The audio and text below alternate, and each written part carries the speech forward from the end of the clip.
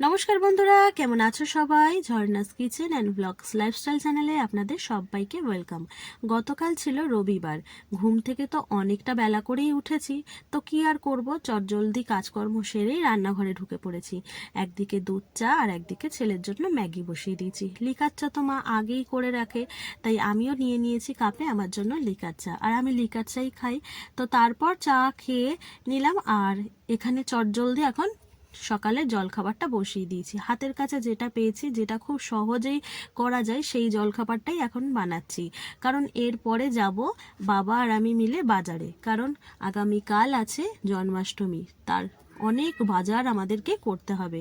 তো দেখো, এখানে আমি ডিম ভুজিয়া, পেঁয়াজটা হালকা করে ভেজে নিয়ে ডিম ভুজিয়া করে জল দিয়ে দিলাম, লবণ দিয়ে দিলাম, আর এই প্যাকেট থেকে ইপি নুডলসগুলো বার করে এরপর এর মধ্যে দিয়ে দিলাম। তারপর এটাকে হালকা নাড়াচাড়া করে ঢেকে রাখলাম। যতক্ষণ ওটা হচ্ছে তার মধ্যে ছেলেকে ভাবলাম খাইয়ে নিই। এই যে আমার দুষ্টু ছেলে খুব ছটফট করছে, তো ওকে খাইয়ে নিলাম। তারপর দেখো বাজে এখন 11টা 5। এরপর আমি টিফিন খাবো, রেডি হব, অনেকটা দেরি হয়ে গেল আজকে। দেখো ফাইনালি আজকে টিফিনটা রেডিও হয়ে গেছে। এই যে বাবাকে দিয়ে দিচ্ছে এখন, কারণ বাবা খেয়েও নেবে আর আমিও তারপরে খেয়ে নিলাম, কারণ আমরা দুজনেই যাব আজকে বাজারে, গোপালের সমস্ত জিনিসপত্র কিনবো। দেখো আমি তো এখানে রেডি হয়েই গেছিলাম, আগে চলে এসেছি এখন বাজারে। বাজারে ঢোকার মুখে দেখছি গোপালের প্রচুর সাজগোজ, জামা, মুটুক, কত কিছু বিক্রি হচ্ছে। এগুলো দেখে এত ভালো লাগে, কিন্তু আর কিছু নেওয়ার ছিল না, কারণ মা আগেই হাতিবাগান থেকে অনেক কিছু কিনে এনেছে গোপালের জন্য। আর এখানে একটা গোপালের এত সুন্দর মূর্তি ছিল, কি ভালো লাগছিল। যাই হোক, আজকে যেহেতু রবিবার, বাজারে প্রচুর ভিড়। সেই ভিড় অতিক্রম করে এখন সোজা চলে এসেছে মুদিখানার, কারণ মুদিখানার সব থেকে বড় মার্কেটিংটা আজকে মনে হয় আমার করতেই হবে, কারণ প্রচুর জিনিস কেনার আছে। যেহেতু ঠাকুরের জন্মাষ্টমী থেকে একদম লুচি, সুজি, নাড়ু, পায়েস, তার পরের দিনে নন্দ উৎসবের সমস্ত রান্নার সরঞ্জাম যা যা লাগে, সমস্ত মুদি মশলা আজকেই তুলে নিচ্ছি।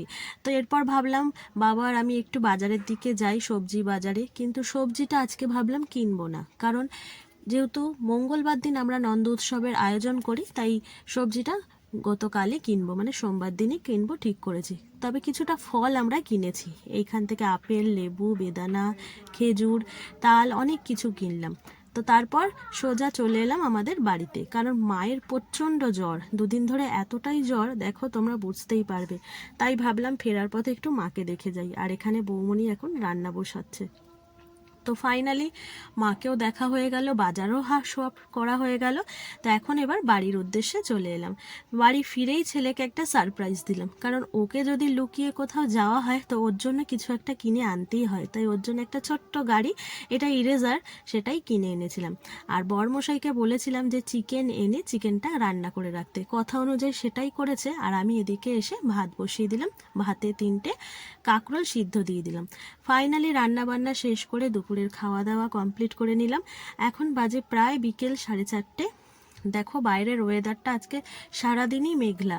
তো যাই হোক, কি আর করব, আজকে সন্ধেবেলা যাব আর একটা নেমন্তন্নতে, কারণ আজকের হচ্ছে আমার ছোট ননদের জন্মদিন। সেই উপলক্ষে যাব সল্টলেকের বাড়িতে। তো এখানে দেখো এখন চলছে আমাদের সমস্ত সাজগোজ, ওর বাবা ছেলেকে রেডি করে দিচ্ছে। তো আর অন্যদিকে আমিও প্রায় মোটামুটি রেডি হয়েই গেছি, যেহেতু জন্মদিনের পার্টি, তাই একদম হালকা সেজেছি। তো বন্ধুরা, এই ছিল আজকের আমার রবিবারের একটা নতুন ব্লগ। কেমন লাগলো তোমাদের অবশ্যই কমেন্ট করে জানিও, ভালো লাগলে লাইক করো। দেখা হচ্ছে তাহলে অন্য একটু ভিডিওতে। আজকের মতন এখানেই শেষ করলাম, টাটা।